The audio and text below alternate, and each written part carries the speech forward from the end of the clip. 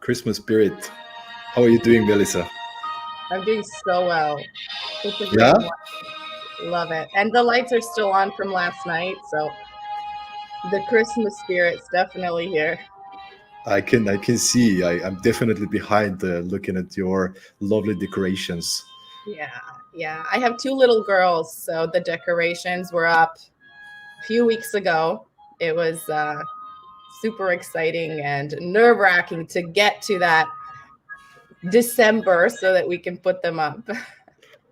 So I just wanted to say hello to everyone who's joining us right now, maybe live on the podcast, or you guys are tuning in and listening to the podcast on Spotify or Apple Podcast.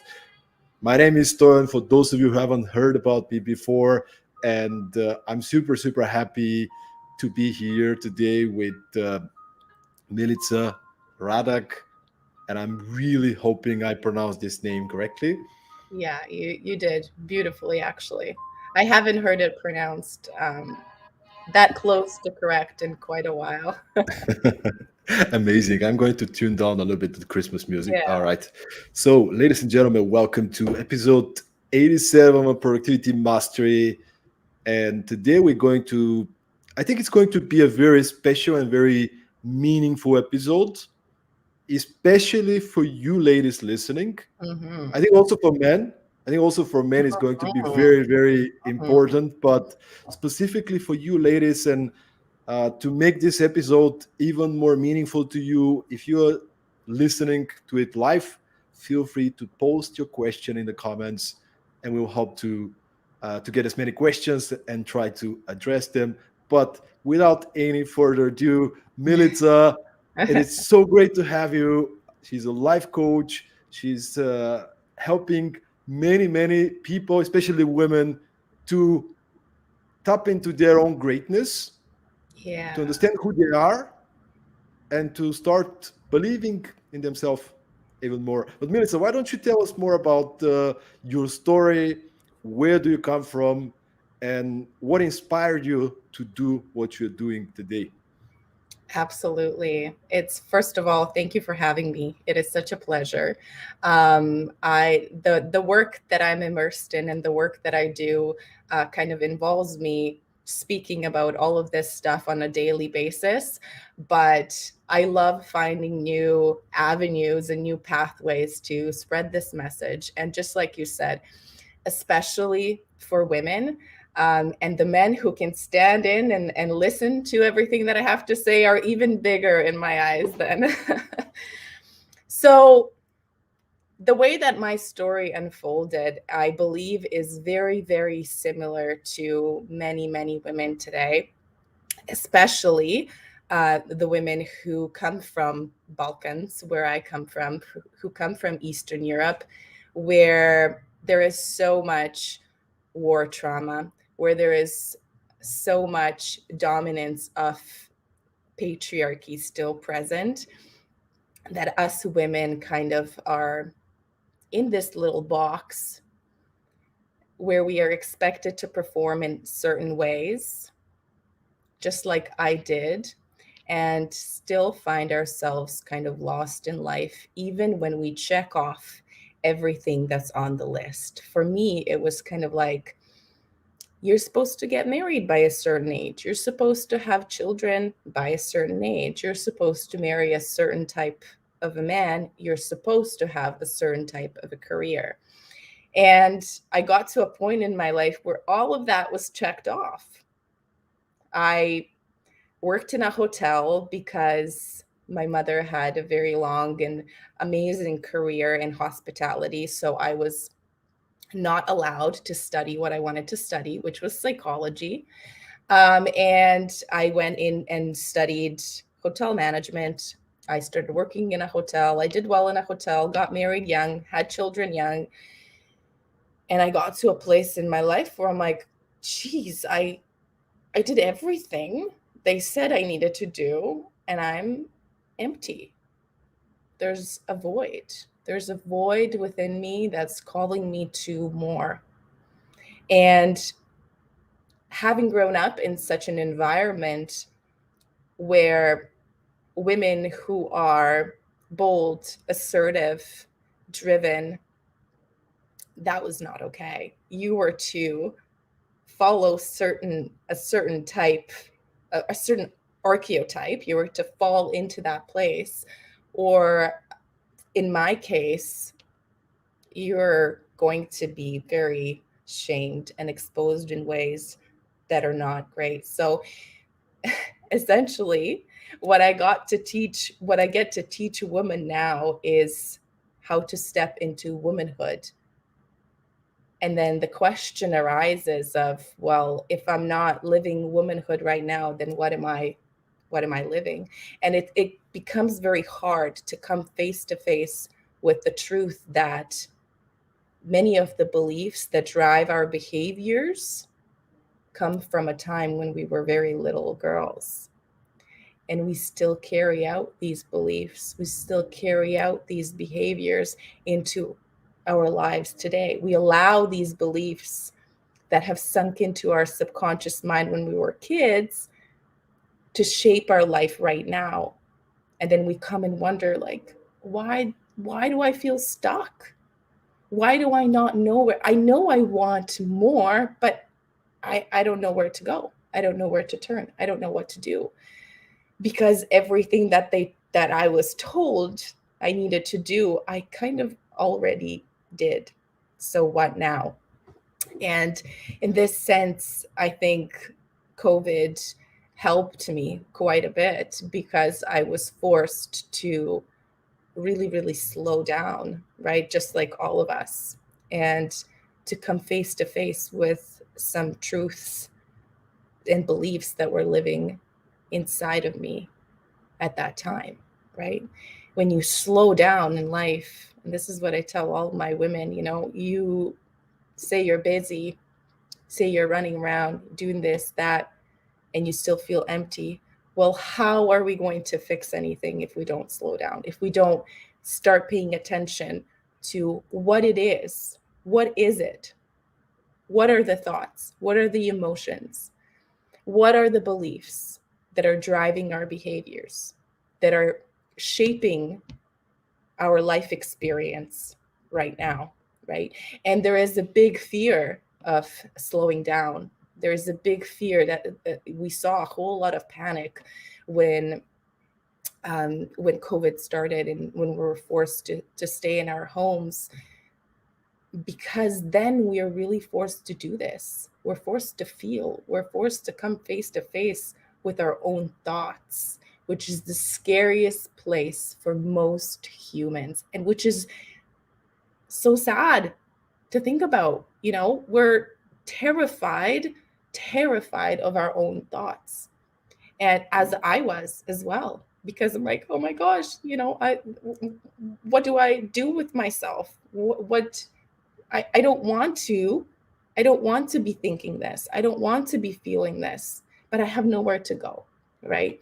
At the time of COVID, I had a baby and a toddler. So I'm like, I'm kind of stuck in this place. And I found the courage to really look within, and to sit with myself, and to really ask some really, really, really confronting, deep questions. One of them, which absolutely changed my life, and the question that changes lives of all of my clients, is, who am I? Who am I even? What am I doing here? What's happening? And it's scary. It's scary to think that everything that you've lived up until that moment was based on somebody else's desires, was based on somebody else's beliefs, right? And there's no blame game here, right? I'm not saying, oh, my parents are so horrible, I blame them for it, but this is generational trauma, ancestral trauma. This is what we pass down. If we never slow down to become aware of the beliefs that are driving our behaviors, of the thoughts and the emotions that live in our body, then we don't have a fair chance of really changing anything. It's very interesting what you're sharing, and the the stories, the examples that you give, from my own experience, I've been working also myself with many individual clients, coaching clients, very ambitious and very successful women. And just as you explained, on the surface, they have a great job, have a good relationship, they are looking great, they go to the gym regularly and exercise, family, friends. So if you look at them from the outside, it's like, wow, Yeah. it's these guys are they have it figured out. And then when you have these one-on-one deeper conversations, majority of them, they feel they're not good enough. They Hmm. feel I'm not doing enough. And you're looking from outside, you're like, wow, I'm so Yeah. impressed by how much you do. But it's not about me, it's about what's your own belief system. Mm. How much do you appreciate yourself? And I'm just curious, you mentioned this phrase, living my womanhood. What does it mean, living my womanhood? Yeah. So beautiful question. I appreciate it. Um, as so my interest in the human brain, in the human body brain mind and spirit connection has been very, very, very vast, and started back in high school. And I've been learning and reading books and podcasts and YouTube channels and all of this stuff. And these are all amazing, amazing concepts and amazing information, right, for us to be exposed to, right? One of my absolute favorite doctors is Dr. Joe Dispenza, and his work, how he just mixes spirituality and science and gives all of this evidence of what's possible for us. It was beautiful and amazing. But as I said, like, I had all of this knowledge, but it was all up here in my conscious mind, right?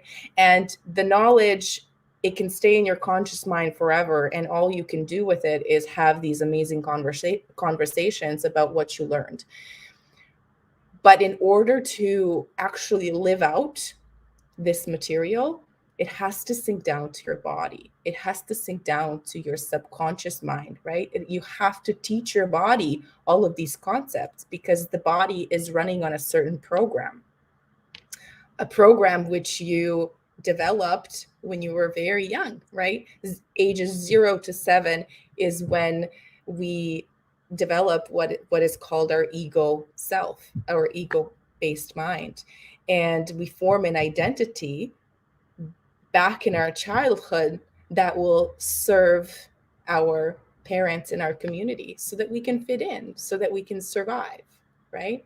And so we come into adulthood and we really have no clue who we are, because we have spent so much time disconnecting from so many parts of ourselves that people didn't like and didn't find admirable in us, right? For example, for me, I always had this assertiveness about me um, when I was younger, but it was never appreciated. So I learned very young how to suppress my confidence, how to appear as very shy and good girl and people pleaser. Just those were my biggest things when, you know, especially with my parents and within that community. So we grow up and we're like, okay, I'm just not a confident person, right? And you kind of accept that about yourself, that I'm just this shy and unconfident person. And then these desires wake up within you. This desire woke up within me to have this business. I didn't know that I'd be coaching people in exactly this right now. At the beginning, it was nutrition coaching, but I wanted to have an online business. And it was absolutely terrifying to my brain at that time to think that I would show up on camera, that I would post anything on Instagram, that I would be exposed in this way, because there was a deep belief in me that I'm just not a confident person, that this is not what I do. And then a time came when I was like, okay, am I going to put all of my knowledge, all of this stuff that I've learned about the human brain, the human mind, the human body, and about the soul and how everything works? Am I going to put it into practice? And I started implementing slowly. And I started understanding that in order to really step into my womanhood, I have to find out who that woman is. I have to find out, who am I without my conditioning? Who am I without these beliefs? Is it really possible that I have this desire to have, for in this example, an online business where I am speaking freely and confidently, and that I can't execute it? It didn't go hand in hand with everything that I have been learning over the years. Everything I'd been learning over the years said, if you have a desire within your body, if you can see it, if you can dream it, if you can visualize it, it's meant for you. You can bring it forth. You can make it happen. So it was just so contradicting within me. It was so scary to think, what? Like, I have to overcome this aspect of me. I have to now overcome. Essentially, what we're overcoming is an emotion from the past, right? There's an emotion that the body has memorized from my past that signaled that my confidence, my assertiveness was dangerous, that I was not going to be loved and accepted if I was breaking these patriarchal rules, right? If I was being this woman who is stepping out of the box of what's considered normal. And so the body is smart. It is smart. Its only real goal throughout this life on earth is survival, right? And that's why we develop this ego identity when we're so young, so that we can learn how to survive in our environment. If there is a trait that our parents punish us for, that they don't approve of, we will disconnect from that trait. We will become the person that our parents want us to become.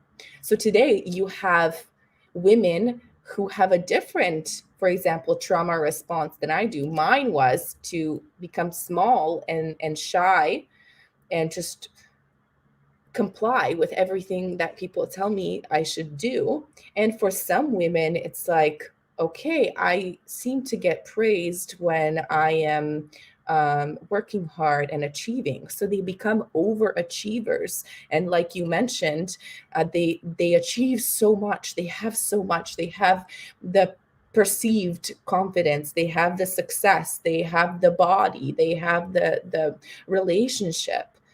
But deep down, there's still that void of like, oh, a piece of me is missing, right? And that's what it felt like for me. I felt comfortable.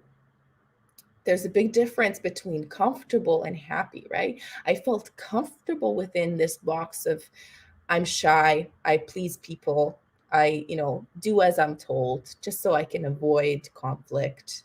And I was comfortable in that because I could predict those dynamics. I knew how my life would unfold if I was behaving in this way. But I still felt like a part of me was missing if I was going to make my dreams come true, if I was really going to manifest the life that I desire to have. So it's scary. It was scary to think, geez, I now actually have to become this other person, right? Not really other person, but I have to strip away the layers of what people made me believe I am in order to come to the core of who I am. And it was just such a process. But I always tell my clients, it only takes one of these experiences where you see what you do, what you're capable of, your ability to overcome feel and release this emotion that's been stuck in your body for such a long time, and you liberate yourself from it. You literally liberate energy. Energy leaves your body. And with that liberation, what literally happens is you create space in your body for something new, for going forward with what you want to do. So for me, how I love to define womanhood is I am fully capable of feeling the full spectrum of human emotion in order to walk the path that I desire to walk. Right? Because this is what we shy away from. We shy away from feeling. We don't want to feel. We want to push the yucky stuff away. We don't want the pain. We don't want the grief. We don't want the humiliation, the shame, right? That's another big one. Like, in order for, and you might know this because of the nature of your work as well. The first time you showed up on camera, were you this super confident, great guy who can take over the world? No, it was like your heart was probably pounding, you were sweating, you were like, what the am I doing? What is this? You know? And afterwards, you feel weird, you feel like ashamed. Oh, should I just take it down? Right? But if you have that knowledge of what you're doing, if you understand that this is just an emotion, right? This is an emotion that's currently standing in my way of my desired future. I can overcome that. I can teach my body how to overcome that. I love it. Was really beautiful. It said the definition of womanhood that you gave, and what you're sharing about emotions. Because, and I also heard that you've been following some of the teachings of Tony Robbins and such teachers. I listened to a very old Tony Robbins kind of audio tape where he talks about how emotions are just signals, but we don't have to give them so much of our space, right? Like fear. Fear gives you a signal that there might be a potential danger. You see a dog and it's on a chain under a fence, right? But Yeah, you still feel this fear, even though you logically know that there is no way danger comes to you. But then 5 minutes more, you're breathing heavily, right? You're still feeling this shock. Why? Why do you need that, right? You got exactly. the signal. The signal is there might be danger. All right, I got it. But then again, we're human beings. Yeah. Yeah. The mind is, as much as it can be a friend, I really, really love being able to disconnect from my mind, in the sense that I try to disconnect. And this is what I teach my clients too. I try to disconnect from the stories that go behind these emotions, right? Because thoughts and emotions, it's that cycle, right? Of one drives the other, one drives the other. And the emotions, like you said, are signals, and they are a way that our body communicates with us, right? And we want to learn this language. We want to learn this language because I believe our body is the vessel that wants our highest path, right? That wants to drive us. Because as you receive these desires, like as these desires wake up in you, whether your desire is for aimed towards a career, or a certain kind of a partner, or having children, or whatever the desire is, if it wakes up in you, that means that it's for you, that you are meant to go towards it. And so learning the language of emotions and learning your body's way of communicating with you is amazing. And for example, with fear, if you're going to make these huge changes in your life, you have to learn how to walk with fear. You have to learn how to befriend it, right? Because as you said, the mind can spiral into a whole lot of stories, right? With the scene with the dog, the mind could go like, well, the dog is strong enough, he can get off that leash and he can come and he can bite you, and you can't run faster than the dog. And all of this, the fear, and you have a panic attack. And the dog is still on the leash and nothing is happening, right? And so absolutely, the mind is really, really powerful in that sense. So if we can start practicing how to notice when there is a story attached to a feeling, then we become a lot more powerful, right? Because then the story is not going to send us on a spiral that will overwhelm our nervous system completely. And this is something I had to work with a lot, especially in this like big transition where I wanted to start this business, and I want to teach women how to be confident. Yeah, and I was like, how am I going to do that, right? So we gotta be able to understand that we have to take just the next step in front of us. So I didn't open up my Instagram account and start doing podcasts and live streams. I just posted the first picture, right? And that was still fearful, but I understood that I can walk with this fear. I understood that these stories that were now going on in my mind that were saying people are not going to like you, why are you posting this, this is dumb, this is stupid, right? These are all just stories that are trying to keep me within my little box of conditioning, that are trying to keep me where my body is used to being, right? So if we know that every time that we step our foot into the unknown, that fear is going to show up, then we can become friends with this fear, right? We're not going to overwhelm our nervous system and take a step that's way too huge that will send us into panic, but we can always take the next step in front of us, right? And befriend that fear and say, okay, I literally, some people have a really good laugh when I say this, but I'm like, I speak to my emotions. I have conversations with them. I have conversations with my fear. And I'm like, hey, buddy, I see you. Like, I know why you're here. You want to protect me. You did such a good job for such a long time. Like, you kept me likable by so many people. You made me accepted. But now I gotta go off and find my life and find my path, right?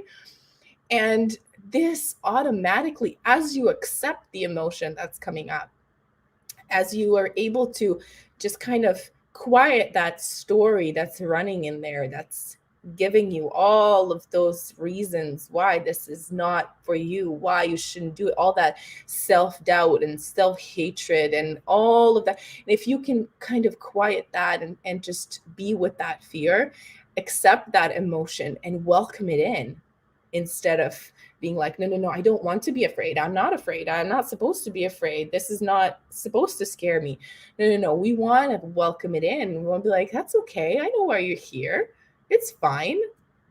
I can walk with you and we can still do this, right? You feel the fear and you do it anyway. And then you liberate yourself from a little bit of that fear, right? So next time, the fear is not as strong.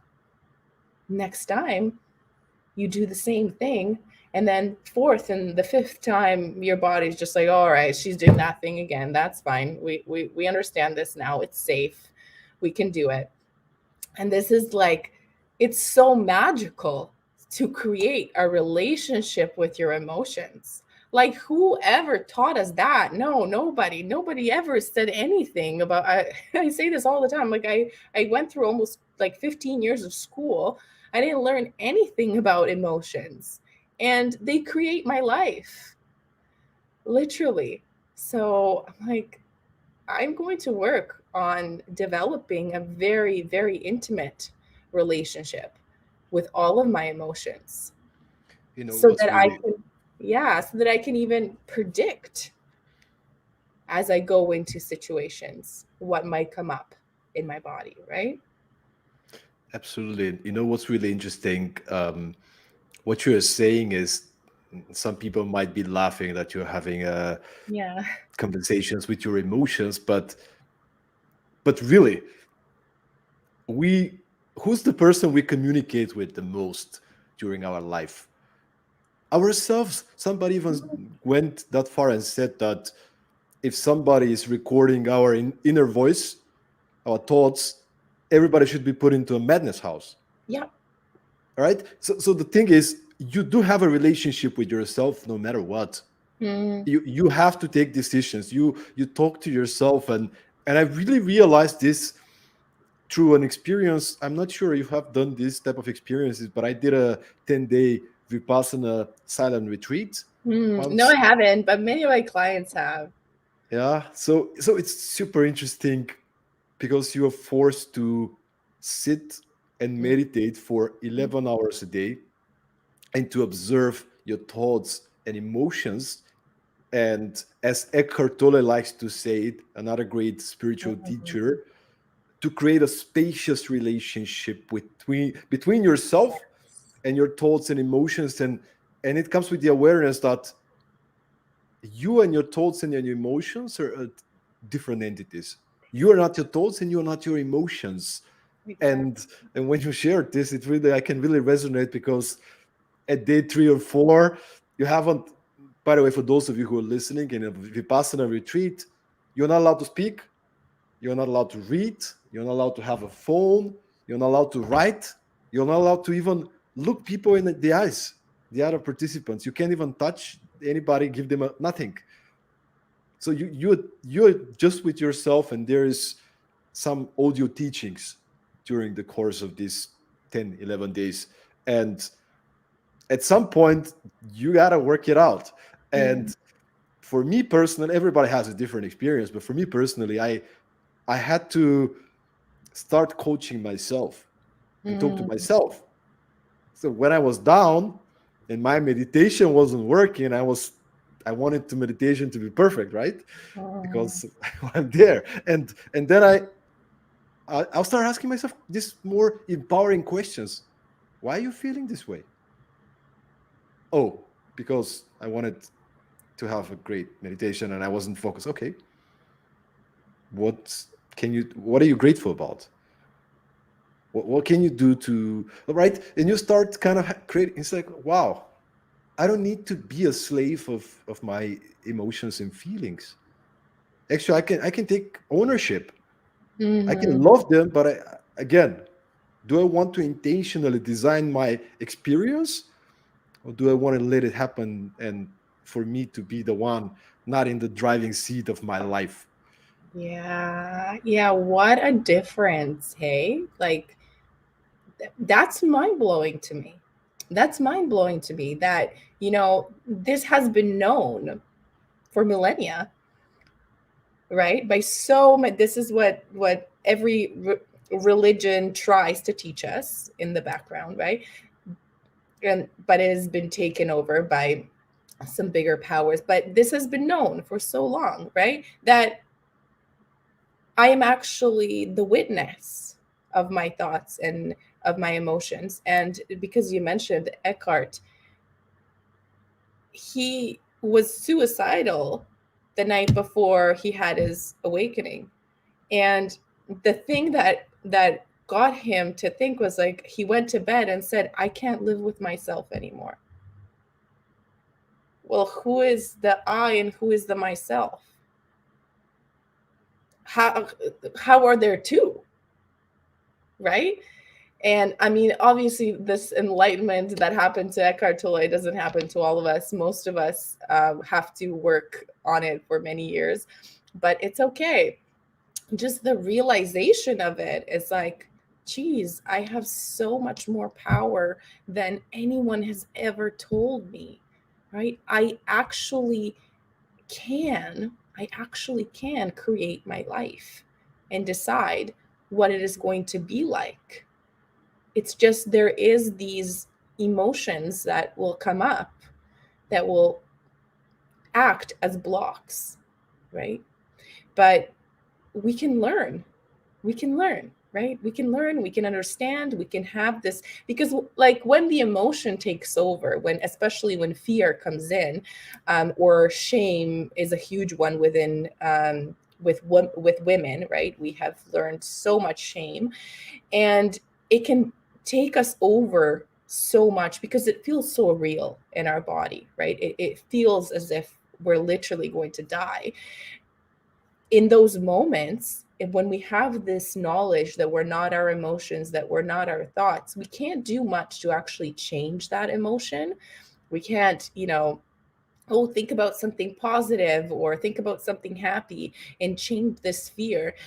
But what we can do is we can just allow it to be, because we have the knowledge that it's actually not dangerous, that we're not actually going to die, and it's okay to have an emotion.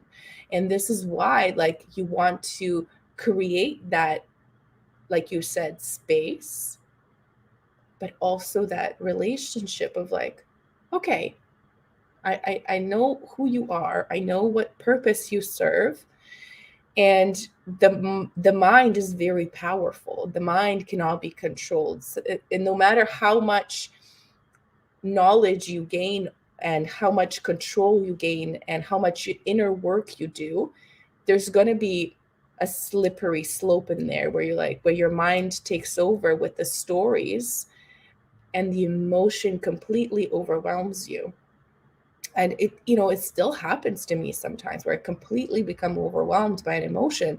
But what I'm able to do now is not act on it, right? I don't have to act on this fear. I don't have to pull a plug on everything and disappear because everything is so scary. I can just allow my body, allow this emotion to ride itself out. And this is the magic of learning how to feel, right? We don't know how to feel. We know how to numb. We know how to run away. We know how to cope, right? We've used alcohol. We've used drugs. We use excessive shopping. We use things to just get us that immediate high so that we don't have to deal with an emotion that's coming up. But the emotion doesn't go away.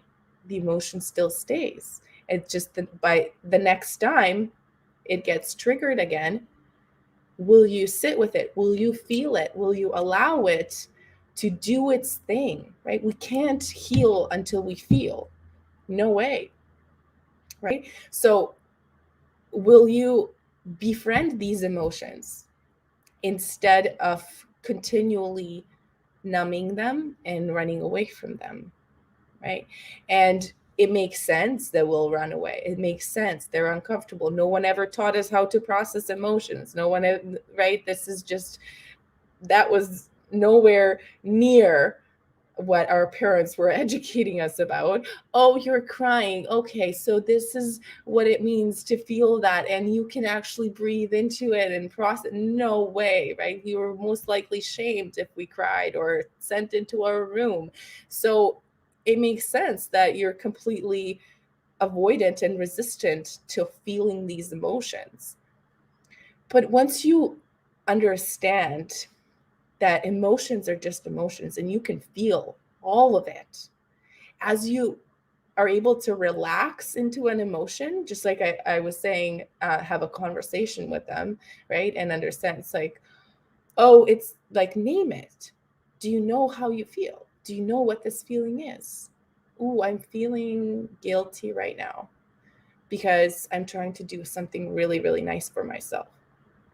Does it make sense that this guilt should stop me from doing something really, really nice for myself? No, it doesn't really make sense. So, okay, let me take my guilt on for the ride. Come with me. I'm still going to do this thing, right? And as we do that, we allow that emotion to do its thing in the body, and then it literally leaves. It literally like liberates us. And like we said before, the next time you go to do that same thing, it's going to be a smaller intensity, and then the next time and the next, your body's just going to be on board and like, okay, she's doing that really, really nice thing for herself again. That's fine. We don't feel guilty about that anymore. Right?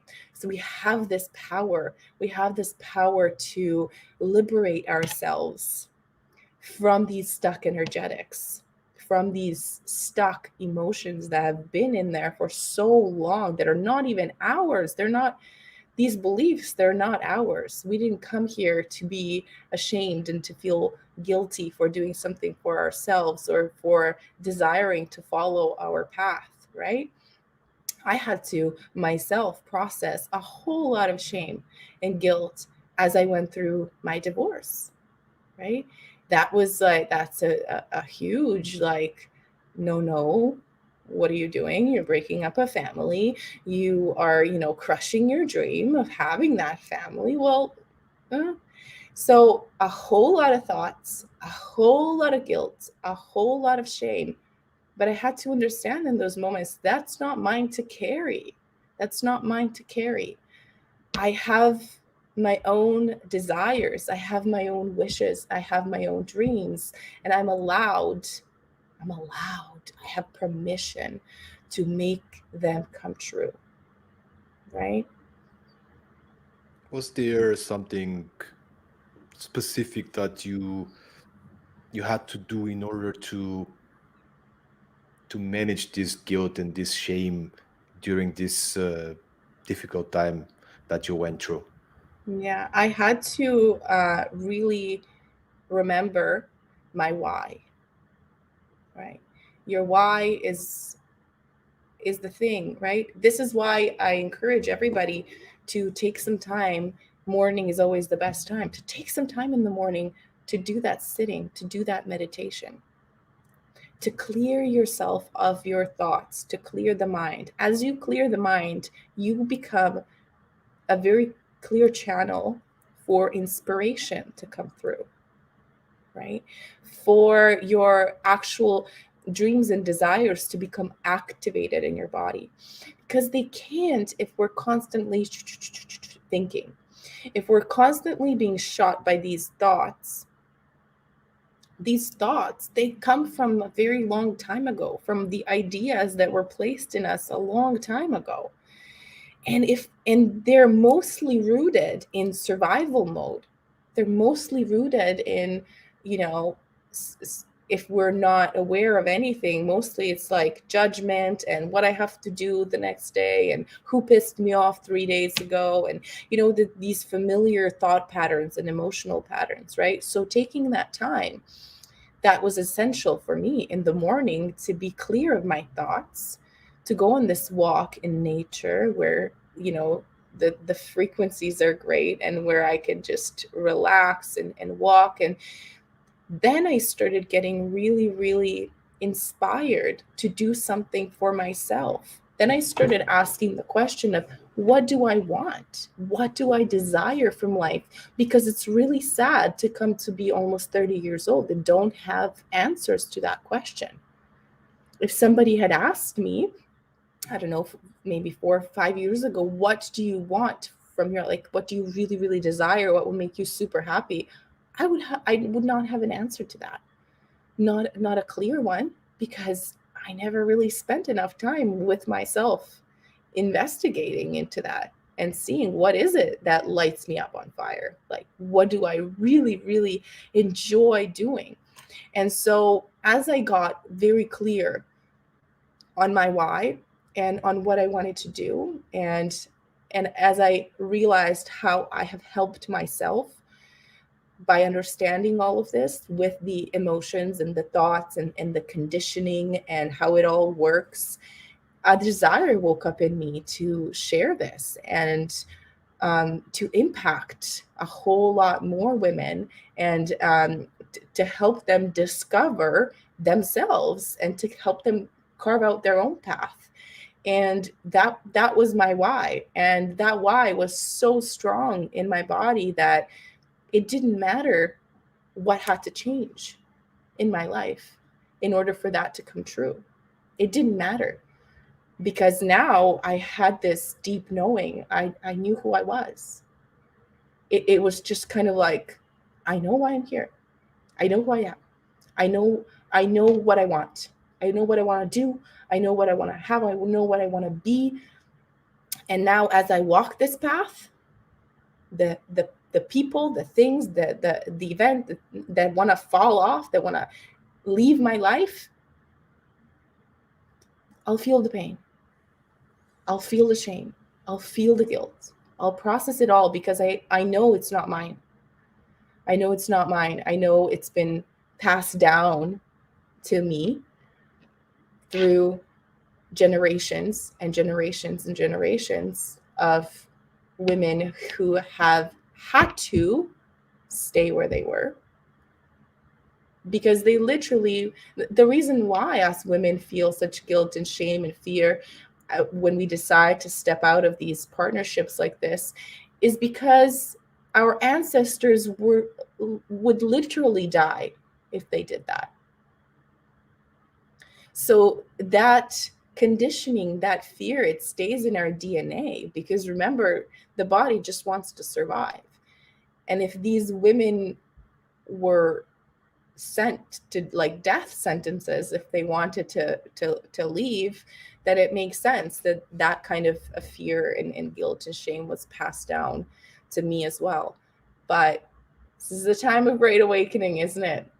We get to learn Yeah, some stuff.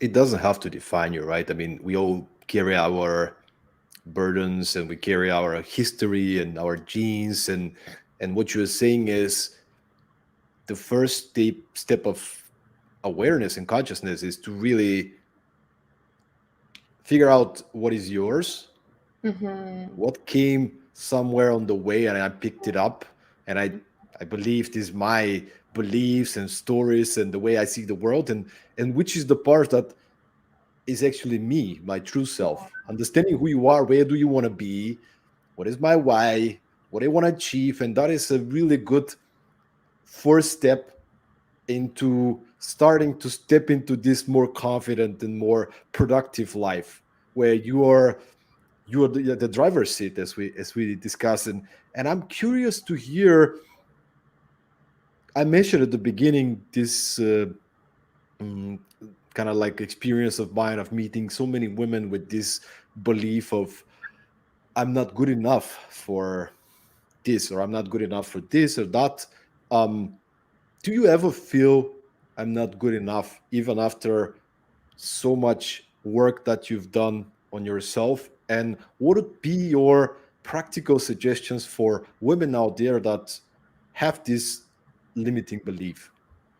Yeah, I absolutely do. Like, the thing is that this ego chatter, it doesn't disappear.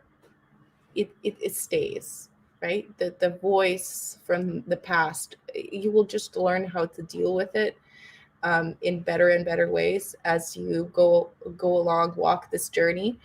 But it doesn't go away. And it definitely comes in its waves. And what I've learned to do so well is really, really understand that thoughts are just thoughts. And I have this practice of noticing when my mind is quiet, and then I have the ability to like literally see, I notice, oh, there's a thought coming. Oh, and you can just watch that thought. Like, oh, here's that thought that's saying I'm not good. And you can let it drop.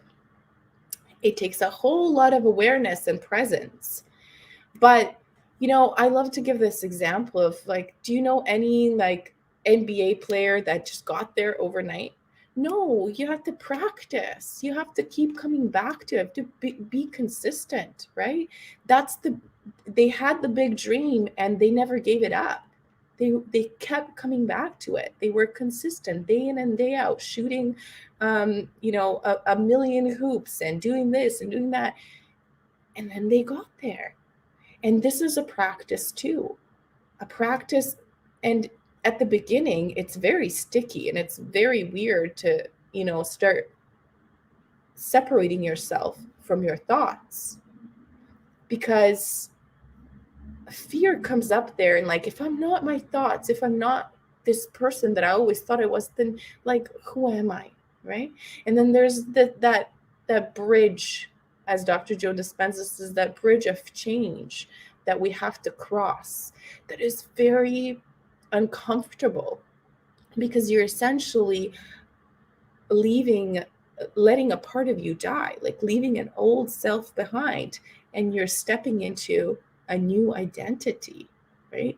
An identity that not necessarily doesn't get the thoughts of I'm not good enough, but an identity who doesn't really care about that thought, right? Who understands that, okay, it's fine.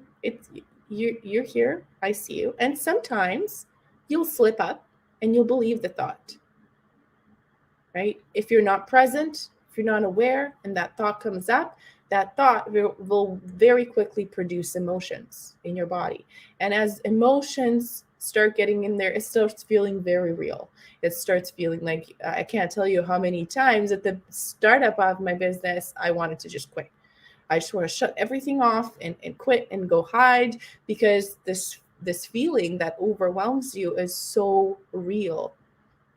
But then you have that power of the things that you've learned. Oh, okay, I can remember, even though the feeling is still there, I can remember that thoughts are just thoughts and emotions are just emotions, and find that courage to stop the story that's going on in your head, because the story is still producing those emotions. The story is going on and on. See, you're not good enough. You should quit that. You shouldn't do that. And it just keeps going and going and going, and bringing more thoughts like it. And more thoughts like it produce more emotion. This emotion then grows, right? But if we just find that courage to just kind of just say, no, stop it. I'm not going there. I'm not going there. The emotion is still going to be there. Your emotion that was produced by I'm not good enough is still going to be there. But this is the thing.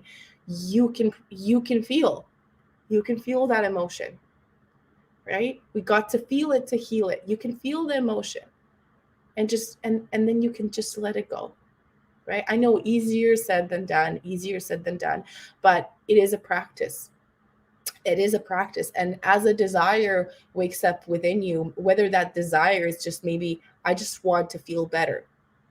For me, that was my number one desire as I stepped onto this journey of discovering who I really am. And what's my desire was, I want to feel better. I feel like crap every day. Like I feel so lost and lonely, but I don't want to hang out with anyone. And that, right? It's just so weird. And I just wanted to feel better. That was my goal. But in order to feel better, we got to first process all of that stuff, right? That's not making us feel so good. We got to feel that too. And when we learn truly that we're capable of feeling it all and surviving and being just fine, we can't be stopped then, right? How can you be stopped on going towards everything you desire when you know that the only thing that's standing in your way is an emotion, right? An old belief and an emotion. And I'm just curious now, as we go into these type of topics. We've mentioned Eckhart Tolle a couple of times, and Yeah. he has this concept about having a pain body attack. When you get into this very negative frequency, I wonder, what are your personal practices or habits, first of all, that prevent you to getting into this pain body frequency, but secondly, if you get there anyway, to take a leap and get into a more productive frequency? Yeah, great question. So to prevent, it's always the morning practice for me. It's just how I start my day and where my intentions are, right? Because we have that power to set an intention in the morning and say, this is who I am today. This is what I desire to feel like today. This is what I desire my day to be like today, right? And continuing to remain present and somewhat aware of what's going on in your body, right? This is what it means to live from the body instead of live from the mind. So it all comes back around for me to learning how to disconnect from these old stories that live in there, right? Because the chatterbox in your head is always just narrating a whole lot of stuff. I recently read a really good book about this, and in it and said, this voice, if you go outside and you see a dog, will say, oh, look, there's a dog. But you don't need that voice to tell you that there is a dog. You already see a dog. But the voice is helping you feel more comfortable and relatable in the environment that you're in, you know, by mentioning this dog and describing it in your head. Oh, look, it looks like my neighbor's dog. It makes you kind of feel safer, right? Where you have this description of what is happening, what is, but you don't actually need that to be happening in order to see that dog. You already see it, and you could just see it and go. So for me, it's like, I want to learn how to quiet this voice as much as possible so that I can live from my body, because I do believe that my body is leading me onto my highest path, right? And it is these old voices and ideas and beliefs that start to activate this pain body, right? That start to activate these feelings of unsafety, of fear, of anxiety, right? So for me to prevent it, it's always like the practice of awareness of, okay, what am I thinking about? Do I need to be thinking? I don't. Like, what am I feeling? Like checking in with yourself regularly. And being able, if you do this, if you continue coming back to this practice, then you already know what's happening in there. And you can tell in the early stages that there's a thought of self-doubt coming in, right? And you can choose to shut it off. You can choose to not go there, right? If we continue noticing, what am I thinking every day? What am I feeling every day? What are my, deepest beliefs? Then we can kind of notice like that thought that comes in. Oh, no, I don't need to go there. But when it happens to me where the pain body does take over and you've just slipped down that hole, I really still just try to notice, what am I thinking right now that's making this feeling very big, and that's growing it and growing it and growing it, right? And I have developed a practice of not running away from the feeling. So not trying to distract myself from it, not binge watching Netflix, not going to, have a glass of wine. And you know what? For some people, it might be necessary. Like if you don't really know how to deal with the big emotion that comes in, to distract yourself. But for me, I have found it very valuable now to really try to notice, okay, what am I thinking that's making me feel this way? And to just stop that train of thought and allow myself to drop into my body and to feel. It's like, I feel fear, and it's okay. Like I can sit here with this feeling, because it'll leave. It'll pass eventually. And that magical experience of processing your own emotion, of not running away from yourself. Because when we are trying to distract ourselves from these big emotions, from these painful emotions, we're running away from ourselves. We're saying, I don't want to deal with you. Leave me alone. I'm going to go do something else. But most of these painful emotions come from our childhood, right? They come from way back. And so to me, it's like when I'm feeling this fear and I want to run from myself, I'm just like leaving that inner child again. Like, here, I don't want to deal with you. I need to go do something else.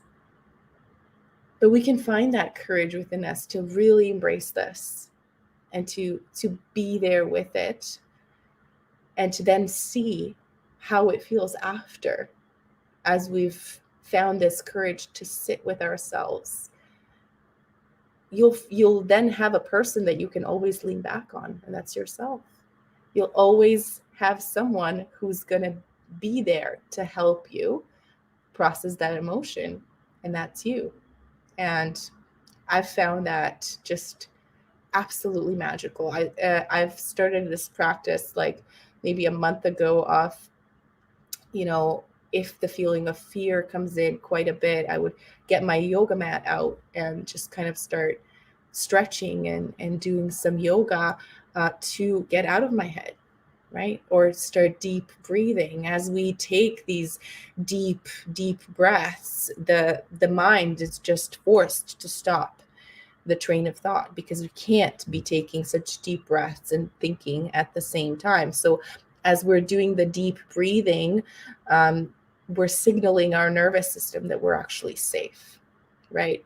Cold showers also help here as well, because as we're exposed to all that stimulation, we have to take these deep breaths again, and the nervous system is getting the signal that we're safe and that we can calm down. But what I never suggest at all is trying to think positive as you're in this state of fear or panic or anxiety or whatever it is. Just try to get into the body and out of the head. Thank you, Melissa, so much. And I would like to respect your time. Time is an abstract Yeah. concept, I guess, but I have I have one more question I would like to Yes. ask. As we have many female entrepreneurs listening to this podcast, and I know you as a coach are working with many women, and many of them are obviously ambitious women who are driven, who want to go places, do stuff. I'm sure there are many entrepreneurs as well. What are some of the main struggles of women entrepreneurs? And as just to kind of wrap up the episode, what would be your final message to these women who are driven, who want to go places, who are working a lot of hours, maybe? The common thing that I see, and that's, you know, still sometimes true within myself, is we always end up coming up against an emotion, right? We end up coming up against a belief. It's these thought patterns that we have, and every new level that we hit, like every new level of consciousness or every new level of success that we hit, will carry a new level of satisfaction and a new level of pain, right? As we grow, the level of pain that we can potentially be exposed to also grows. So there is that fear of, we like to say, of leaning into your edge, right? Of leaning into how do we grow and expand? There's a constant fight within of like, do I just stay here where I'm comfortable, or do I expose myself yet again to a death and rebirth cycle where I have to grow, where I have to feel more, right? I have to feel a little bit more fear again. I have to feel a little bit more pain again. But I also, with this growth, get to feel a whole lot more satisfaction, bliss, and happiness. So this is the benefit of becoming super comfortable with the full spectrum of your emotions. Like, I can grow because I know that I can handle the feelings, the emotions that I'm going to come up against on this journey. So being an entrepreneur and having your own business, I think, is the best way to discover who you are. And I like to say that it definitely, this journey shines light onto all of your shadows. It shines light onto every single belief, self-limiting belief that lives within you. So women who are entrepreneurs, or every entrepreneur, I want to say, will be exposed to this extra big path of growth and self-discovery, because it takes quite a bit. of desire, of drive to be able to deal and come up against all of these beliefs and these emotions, and to be really aware of them, and to decide that, yeah, I'm going to go there anyway. I'm going to go there anyway because I can. And to the ladies listening, we need more female entrepreneurs out there. Currently, the ratio is very small. Unfortunately, I don't know the exact ratio, but it's probably 5-10% of the founders out there are coming from ladies, which hopefully we can inspire more Yes, ladies to go we out need there to. and We actually can do be it. brave, Yeah. start your company. It's not that hard as it sounds. It actually, Yeah. I love what you're saying, Milica, and I'm going to finish up with this, is that it's about the small steps. Mm-hmm. It is, we always think we got to make this giant leap, but the truth is, if you make small progress on a daily basis, Mm-hmm. professionally, personally, the results are going to Yeah. compound. It might take time. It probably will take time, but that's the journey. It's part of the journey. When you love the journey, when you're excited about what you do, doesn't matter the downfalls, the setbacks, the doubts, the fears. That's fine. It's part of the journey. You accept Exactly. it and you move on, and you meet cool people. Doors start opening for you. It's just this amazing journey of life and entrepreneurship that hopefully more female founders are going to emerge out there, so we can have an even better balance. But to wrap up this episode, Milica, where could people find you, get in touch with you? Maybe there's some listeners who would like to consider getting you as a coach and so on. So how could they get in touch with you? Thank you for the question. So I run my business solely on Instagram right now. I am under the handle Bare Naked Me, and that's Bare Naked _ me, which is very fitting with all of this that I do. And I put out a whole lot of free content daily. I've been doing a series of live streams on different topics, and there's a whole lot of information in more depth of what it is exactly that I do. And I do still offer free consultation calls as well. So if that's something that any of the listeners are interested in, I love connecting with new people, and especially women within my community who are doing this deep work, which is hard, but also freaking blissful and amazing and exciting to understand on a deep level how much power we have over our lives. And it's extraordinary. So I'm very excited to be on this journey and to be doing this and to be here. And I can't wait to see where the path will take me, honestly. Thank you so much, Milica, for sharing your energy, sharing your wisdom, being vulnerable and humble. And to everybody listening, thank you so much for being with us around this more than an hour and 8 minutes so far episode, which is fantastic. And if you enjoyed this episode of Productivity Mastery, make sure to check out the other 86 episodes on Apple Podcast, Spotify, or any other major podcast platform. And we had an amazing guest today. There's another amazing guest coming on Tuesday, actually just a few days from now. The former president of Starbucks International, Howard Behar, is going to be with us. Another exceptional guy who has a lot to share from his professional as well as his journey in personal growth. So make sure to tune in live, ask a question, and yeah, thank you so much for being with us. Thank And you for having me. I really enjoyed this conversation. it is the same for me, Lilica. Have a great day, everybody. Stay safe, but keep moving forward.